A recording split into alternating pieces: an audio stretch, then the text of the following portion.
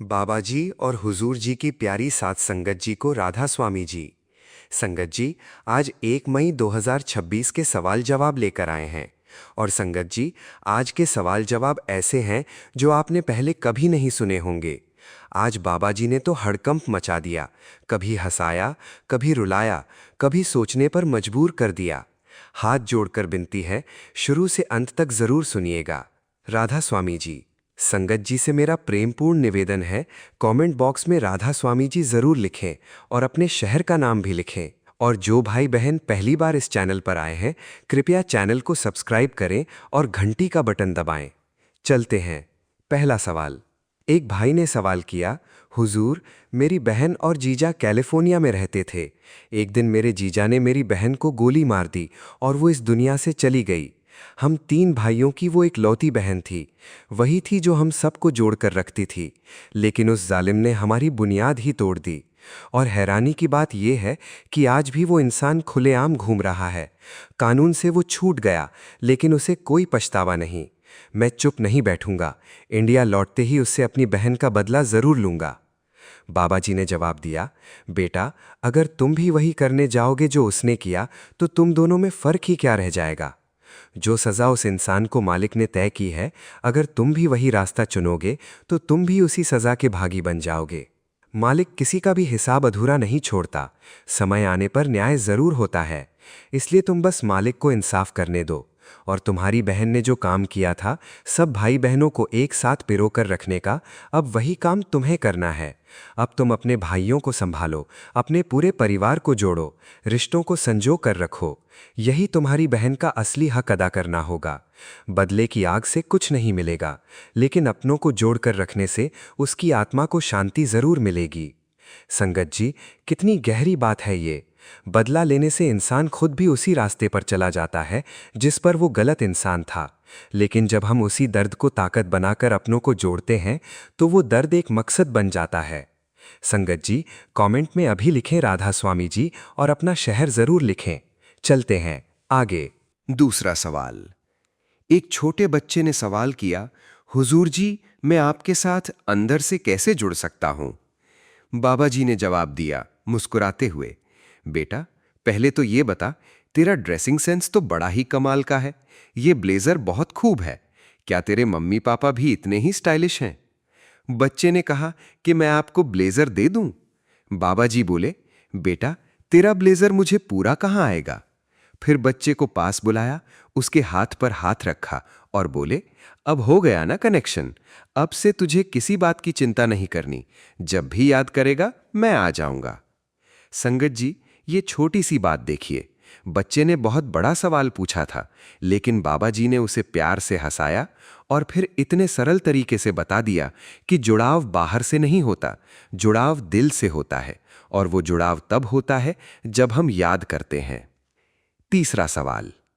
एक बहन ने सवाल किया, हुजूर जी, मैं बहुत दुख में हूं। मेरे ससुराल वाले आपको और बाबा जी को गालियां देते हैं, तरह तरह की बातें बनाते हैं, पाखंडी कहते हैं, मुझे मानसिक रूप से बहुत तंग करते हैं। अब तो बच्चों की परवरिश भी मुश्किल हो गई है। मैं चुप रहती हूं तो भी गलत, बोलूं तो भी गलत। बहुत अकेली महसूस करती हूं। अब तो हिम्मत भी नहीं बची। हुजूर, या तो आप कुछ करें, नहीं तो मैं कुछ कर लूंगी। बाबा जी ने जवाब दिया, बेटा, ये जो आने वाला जमाना है, ये औरतों का ही है। किसने कह दिया कि तुम कमजोर हो? तुम तो बहुत मजबूत हो। तुम अमेरिका में रह रही हो, जहां औरतों के अधिकारों की कद्र है। अगर वो लोग तुम्हें तकलीफें दे रहे हैं, तुम्हें टॉर्चर कर रहे हैं, और फिर भी तुम चुप हो, तो उनसे बड़ा अपराध तुम कर रही हो। क्योंकि अत्याचार करना जितना गलत है, उसे चुपचाप सहना उससे कहीं ज्यादा गलत है। उनसे कहना, अब नया बाबा आ गया है, बाबे को जाकर कहें जो कहना है, वही बताएंगे कि असली पाखंडी कौन है।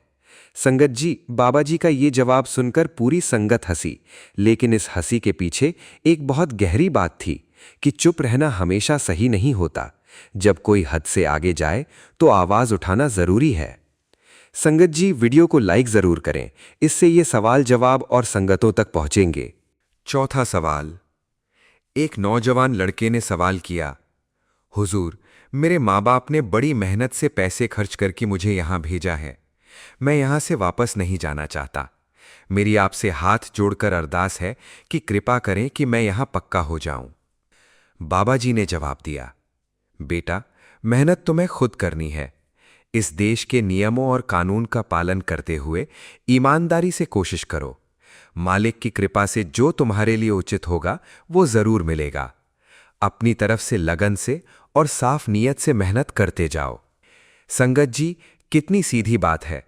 हम अक्सर सोचते हैं कि दुआ से सब हो जाएगा, लेकिन बाबा जी ने साफ कहा, मेहनत तुम्हें खुद करनी है। दुआ साथ चलेगी, लेकिन कदम तुम्हें उठाने हैं। 5वां सवाल। एक भाई ने सवाल किया, जब कभी घर में बहस हो जाती है या किसी बात को लेकर झगड़ा हो जाता है तो क्या उससे भी कर्म बनते हैं? बाबा जी ने जवाब दिया, बेटा, ऐसा कौन सा घर है जहां झगड़े नहीं होते? ये तो हर घर की कहानी है। जहां प्रेम होता है वहीं मतभेद भी हो जाते हैं। बात बस इतनी सी है कि इसे इतना गंभीरता से मत लो। बस ये ध्यान रखो कि किसी का दिल न दुखे, और अगर गलती से दुखा भी दिया हो तो तुरंत माफी मांग लो। माफी मांगने से कोई छोटा नहीं हो जाता। संगत जी, कमेंट में लिखें राधा स्वामी जी। 6ठा सवाल। एक बहन ने सवाल किया, हुजूर जी, आप बाबा जी को साथ क्यों नहीं लाए? ये आंखें बाबा जी के दर्शन को तरसते तरसते थक गई हैं।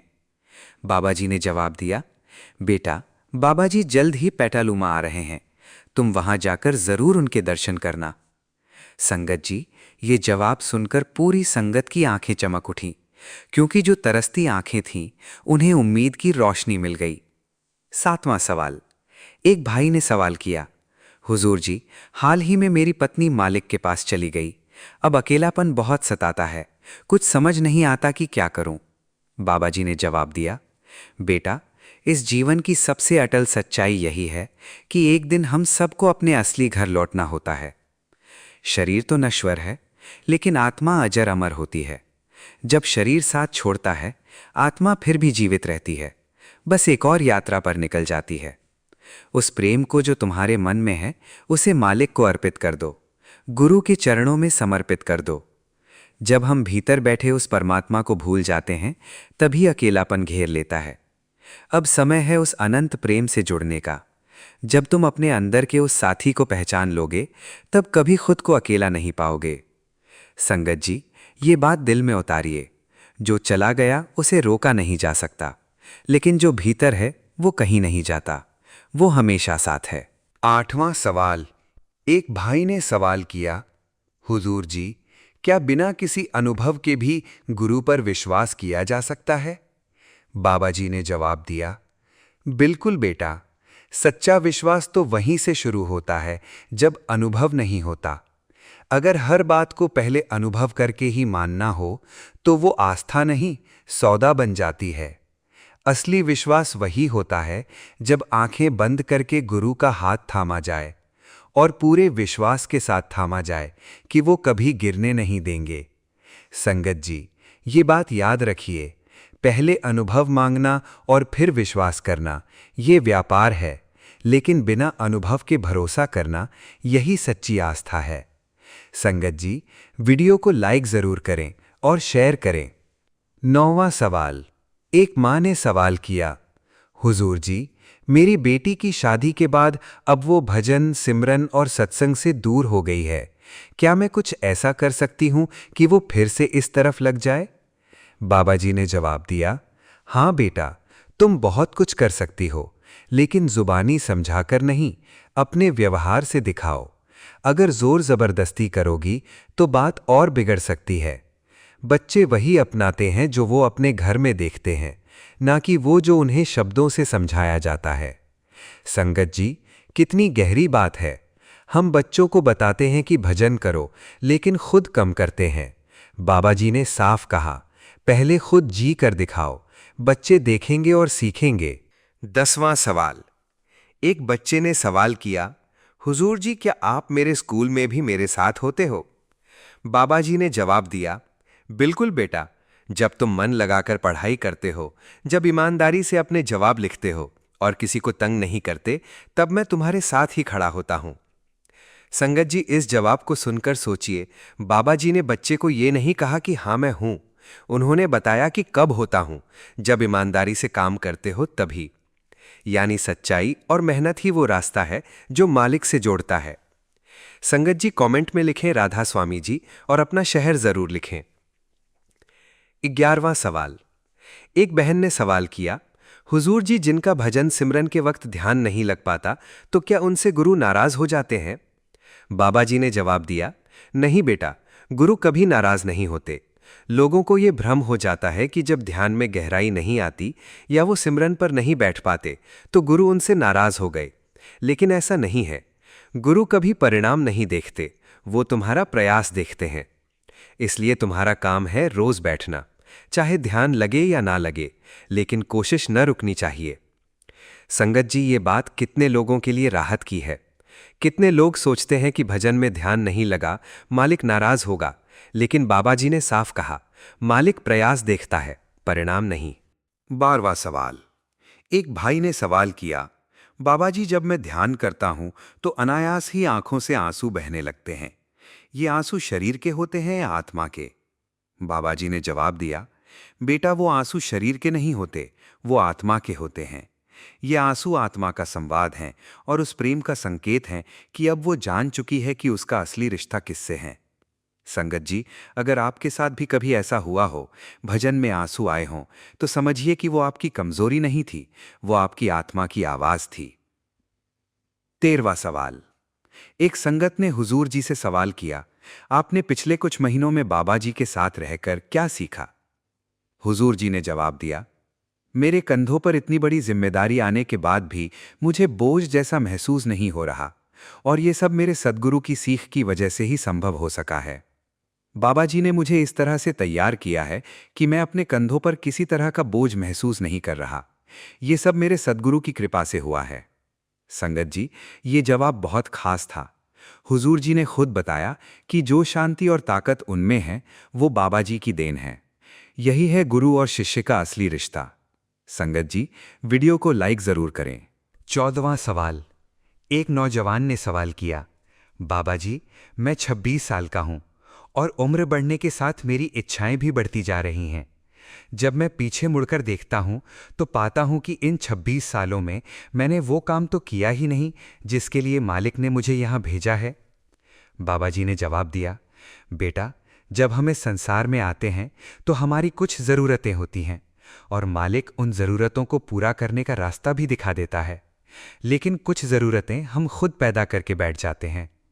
जब मन से कोई इच्छा आती है तो वो आगे चलकर हमारी ज़रूरत बन जाती है, जबकि उस ज़रूरत के बिना भी हम जीवन जी सकते थे। और जब इच्छा आती है तो हमारा मन उसी तरफ लग जाता है और हम सबसे ज़रूरी काम यानी मालिक की भजन बंदगी को भूल जाते हैं। बेटा, आज जीने के लिए 2 वक्त की रोटी, 1 छत और 2 कपड़े चाहिए। अब अगर हम अपनी ज़रूरतों को बढ़ाते चले जाएं तो हमारा मन किसी और चीज़ में नहीं लगेगा। हमारे पास चाहे बंगला हो, सोना तो एक बिस्तर पर ही है, खाना तो 2 वक्त की रोटी ही है। ये हमारी तसल्ली है कि बैंक में करोड़ों हैं, लेकिन इसी ज़्यादा की चाह में हम अपने असल मकसद को भूल जाते हैं। संगत जी, इस बात को दिल में उतारिए, ज़रूरत और इच्छा में फ़र्क है। ज़रूरत पूरी होनी चाहिए, लेकिन इच्छाओं की कोई सीमा नहीं होती, और इन्हीं बेलगाम इच्छाओं में हम अपनी असली ज़िंदगी गंवा देते हैं। 15वां सवाल। एक संगत ने सवाल किया, बाबा जी पहले मुझे शब्द धुन सुनाई देती थी, लेकिन अब मेरे अंदर से धुन चली गई है। बाबा जी ने जवाब दिया, बेटा धुन कहीं नहीं जाती, धुन तो हर समय 24 घंटे हमारे अंदर बज रही है। बस हमारा ध्यान भटक जाता है और हम धुन से दूर हो जाते हैं, तब हमें लगने लगता है कि धुन हमारे अंदर से कहीं चली गई। सारा खेल ही ध्यान को लगाने का है। जब हम ध्यान को एकाग्र करेंगे तो फिर से धुन को सुन पाएंगे। संगत जी, ये बात बहुत ज़रूरी है। जो मिला है वो कहीं जाता नहीं, बस हमारा ध्यान भटक जाता है। इसलिए रोज़ भजन करते रहो, ध्यान लौटेगा तो धुन भी लौटेगी। 16वां सवाल। एक बहन ने सवाल किया, बाबा जी जहां मैं काम करती हूं वहां सब गोरे लोग हैं। वो लोग मुझे हलो बोलते हैं तो मैं उन्हें राधा स्वामी बोल देती हूं। मैं कोशिश करती हूं कि वो भी मुझे राधा स्वामी बोले, लेकिन वो ऐसा नहीं करते। बाबा जी ने जवाब दिया, हम अपनी सोच को दूसरों पर जबरदस्ती नहीं डाल सकते। अगर आप किसी से उम्मीद रखती हो तो आपको भी अपनी जिम्मेदारी समझनी चाहिए। जब वो आपको हेलो बोलते हैं, अगर आप भी उन्हें हेलो बोलना शुरू कर दोगी तो एक दिन वो भी आपकी सोच की कदर करेंगे। आप उनकी सोच और उनके रहन सहन की कदर करोगी, तभी वो भी आपके रहन सहन और सोच की कदर करेंगे। संगत जी, कमेंट में लिखें राधा स्वामी जी। 17वां सवाल। एक बहन ने सवाल किया, बाबा जी आपकी मुझ पर बड़ी कृपा रही है, बस एक विनती है कि मैं आपसे नामदान लेना चाहती हूं। बाबा जी ने जवाब दिया, बेटा मेरी भी आपसे एक विनती है। नामदान के लिए कदम तभी बढ़ाना चाहिए जब हम खुद को काबिल समझें। हम इमोशनल होकर नाम तो ले लेते हैं, लेकिन आगे चलकर हमसे निभाई नहीं जाती। नामदान एक बहुत बड़ी जिम्मेदारी है। नाम लेने का मतलब है कि हम मालिक के सामने अपनी इच्छा रख रहे हैं कि हम मालिक के भाड़े में रहेंगे। संगत जी, ये जवाब बहुत जरूरी है। नामदान कोई रस्म नहीं है, ये एक वचन है, और वचन निभाने की ताकत हो तभी लेना चाहिए। 18वां सवाल। एक बहन ने सवाल किया, बाबा जी मैं एक सिंगल पेरेंट हूं और अपने बेटे को अकेले संभाल रही हूं। कभी कभी मैं अपने भाई से आर्थिक मदद ले लेती हूं क्योंकि मेरी आर्थिक स्थिति बहुत अच्छी नहीं है। तो क्या अपने भाई से मदद लेकर मैं खुद पर कर्मों का बोझ बढ़ा रही हूं? बाबा जी ने जवाब दिया, बेटा मालिक हमारी अवस्था जानता है। मालिक को पता है कि हम किस वजह से दूसरों से मदद ले रहे हैं। लेकिन अगर आपका भाई आपकी मदद कर रहा है तो इसका मतलब ये नहीं कि आप मेहनत करना छोड़ दें। आपको अपनी कोशिश और मेहनत करते रहना है, और जब आगे चलकर आपके हालात में सुधार हो तो आप किसी न किसी रूप में अपने भाई से ली हुई मदद को लौटा देना। जब तक हम इस शरीर के दायरे में रहेंगे, हमें एक दूसरे की मदद की जरूरत पड़ती ही रहेगी। इसलिए इस बारे में ज्यादा मत सोचो और मालिक पर विश्वास रखो।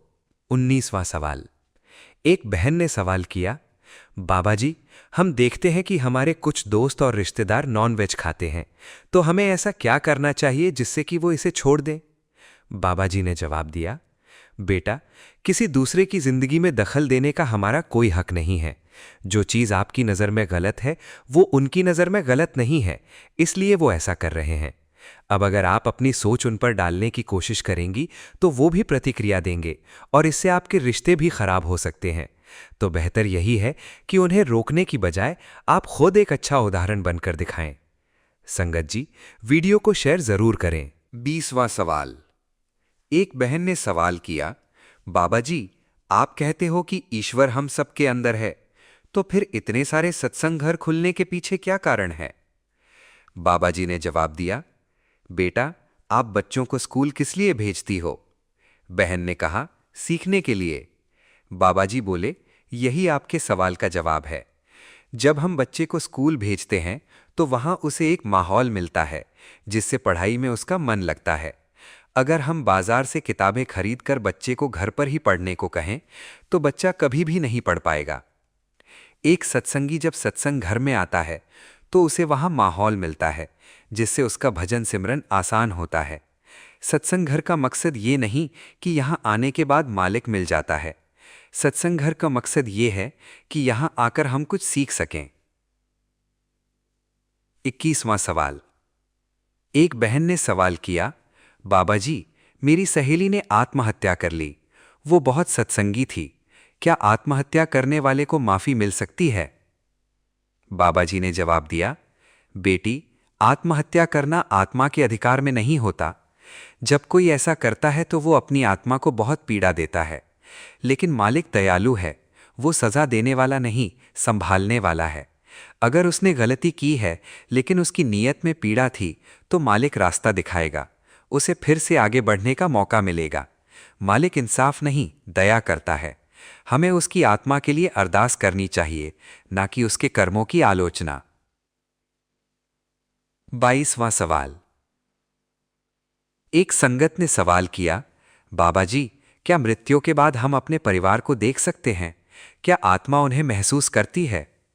बाबा जी ने जवाब दिया, आत्मा को सब कुछ दिखता है, लेकिन जैसे तुम किसी को खिड़की से देख सकते हो लेकिन उसके कमरे में प्रवेश नहीं करते, वैसे ही आत्मा भी परिवार को देख सकती है, उनकी भावना को समझ सकती है, लेकिन वो फिर उसमें नहीं बसती। मृत्यु के बाद आत्मा का मार्ग अलग होता है, वहां से उसे ऊपर जाना है। लेकिन अगर परिवार उसे बार बार रोककर खींचता है तो उसकी गति में रुकावट आती है। इसलिए मृतकों के लिए भजन सिमरन करना ही सबसे सुंदर श्रद्धांजलि होती है। 23वां सवाल। एक नौजवान ने सवाल किया, बाबा जी, अगर कोई बचपन में ही मर जाए तो उसका पुनर्जन्म होता है या वो ऊपर चला जाता है? बाबा जी ने जवाब दिया, उसकी आत्मा पूरी तरह परिपक्व नहीं होती, इसलिए उसका पुनर्जन्म ज्यादा संभावित होता है। जैसे कोई छात्र पूरी पढ़ाई न कर पाए तो उसे फिर से कक्षा में बैठाया जाता है, वैसे ही आत्मा को वो अनुभव और कर्म पूरे करने होते हैं। मालिक की व्यवस्था में कोई अन्याय नहीं है। हर आत्मा को उतना ही समय और अवसर दिया जाता है जितना उसे पूर्णता तक पहुंचने के लिए चाहिए। संगत जी, कमेंट में लिखें राधा स्वामी जी। 24वां सवाल।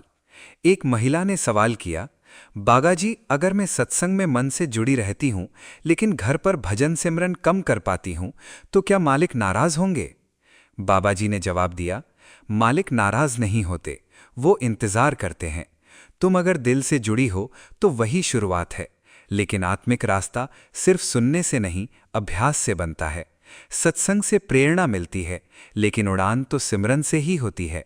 इसलिए रोज थोड़ा थोड़ा समय निकालो, जितना बन सके उतना करो, लेकिन करो जरूर। 25वां सवाल।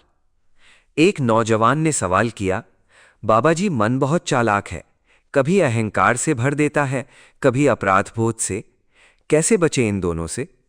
बाबा जी ने जवाब दिया, मन दो तरफ की तलवार है, या तो तुम्हें सबसे बड़ा बना देगा या सबसे निकृष्ट, लेकिन दोनों ही भ्रम है। असली पहचान ये है कि तुम आत्मा हो, जो ना अहंकार में डूबती है ना अपराध बोध में। अगर गलती हो गई है तो नाम जपो और आगे बढ़ो। अगर कुछ अच्छा कर लिया है तो उसे भी भूल जाओ।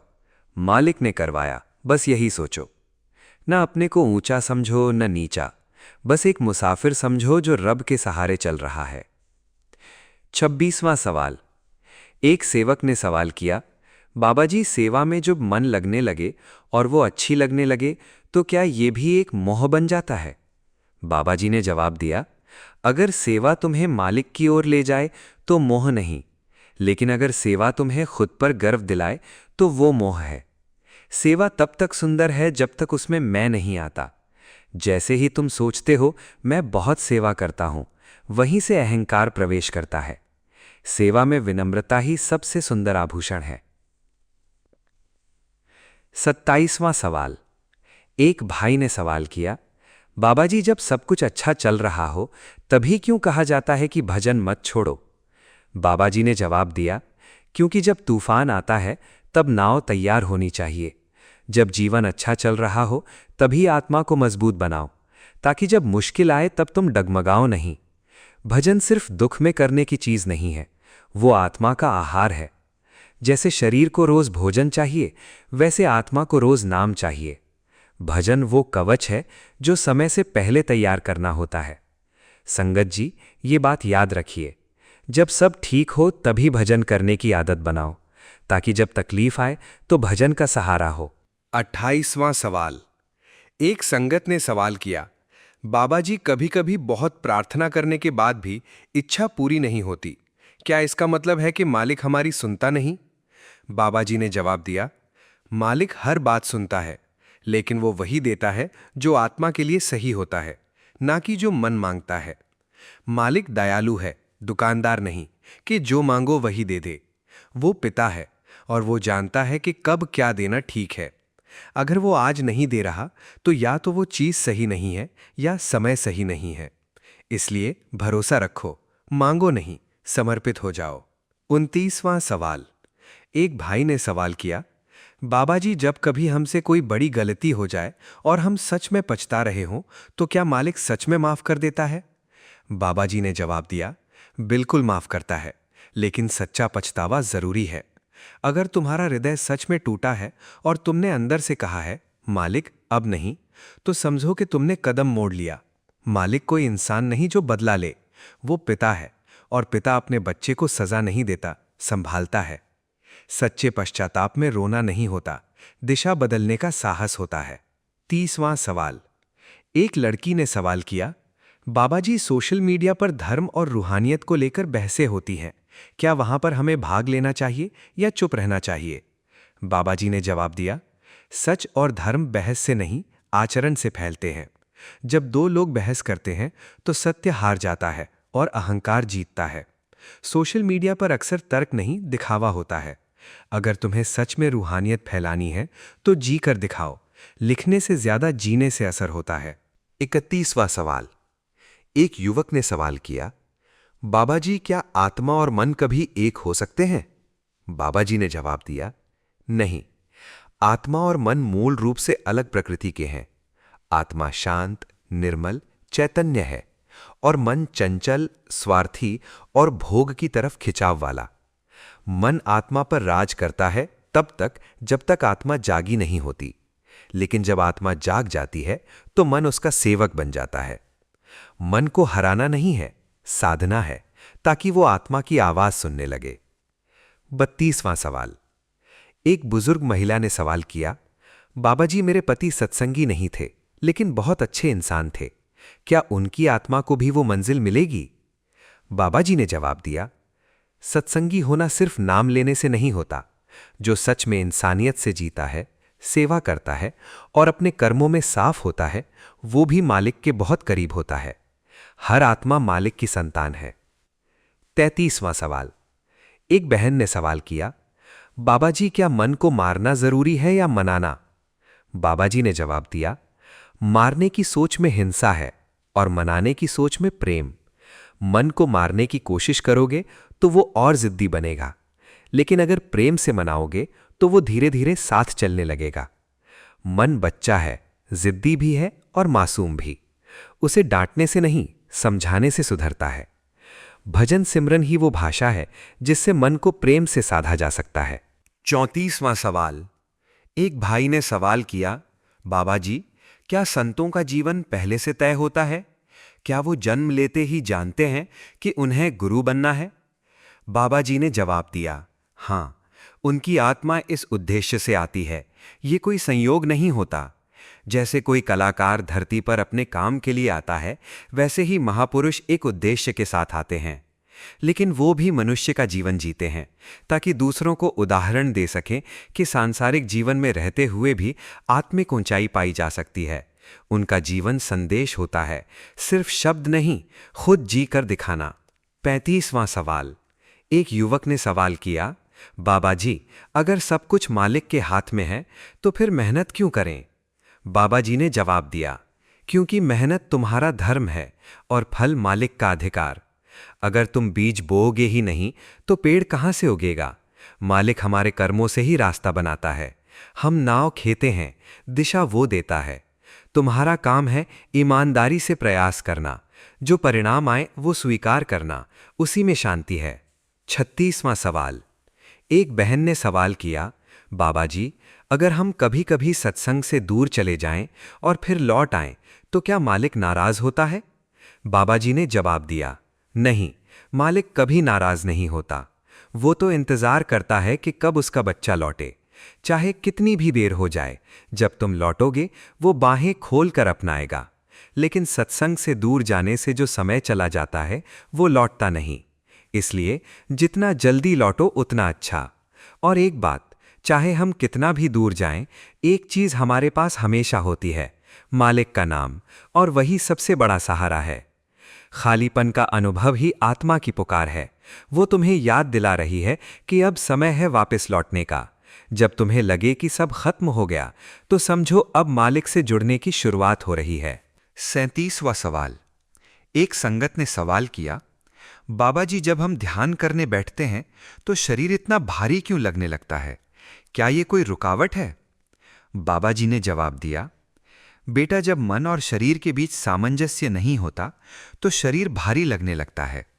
मन भागना चाहता है बाहर की ओर और आत्मा भीतर खिंचाव महसूस कर रही होती है, जैसे कोई रस्सा कशी हो रही हो। यही टकराव शरीर में जड़ता और भारीपन बनाता है। भजन सिमरन नियमित करो और इस अवस्था से भी पार निकल जाओगे। मन शांत होगा तो शरीर अपने आप हल्का लगने लगेगा। संगत जी, आज के ये सवाल जवाब यही खत्म होते हैं। लेकिन संगत जी, इन सब सवालों में से आज 3 बातें जरूर याद रखिए। पहली, मालिक कभी नाराज नहीं होता, वो हमेशा इंतजार करता है। हमारा काम है उसकी तरफ कदम बढ़ाते रहना। दूसरी, भजन सिर्फ दुख में नहीं करना, जब सब ठीक हो तभी करो, ताकि जब मुश्किल आए तो ताकत हो। और तीसरी, मन को हराना नहीं है, प्रेम से साधना है। भजन सिमरन ही वो भाषा है जो मन को समझ आती है। संगत जी, अगर आज के ये सवाल जवाब आपके दिल को छू गए हों तो एक काम जरूर कीजिए, अभी लाइक का बटन दबाइए, क्योंकि आपका एक लाइक इन बातों को किसी और संगत तक पहुंचाएगा। कमेंट में लिखिए राधा स्वामी जी, और साथ में ये भी लिखिए कि आज के इन सवालों में से कौन सा जवाब आपके दिल को सबसे ज्यादा लगा। मैं जरूर पढ़ूंगा। और हाँ, चैनल सब्सक्राइब करके बेल आइकन जरूर दबाइए, क्योंकि अगले सवाल जवाब और भी गहरे होंगे और भी दिल को छूने वाले होंगे। परमात्मा आप सभी पर अपनी कृपा बनाए रखें। बाबा जी का आशीर्वाद आप सब पर बना रहे। राधा स्वामी जी।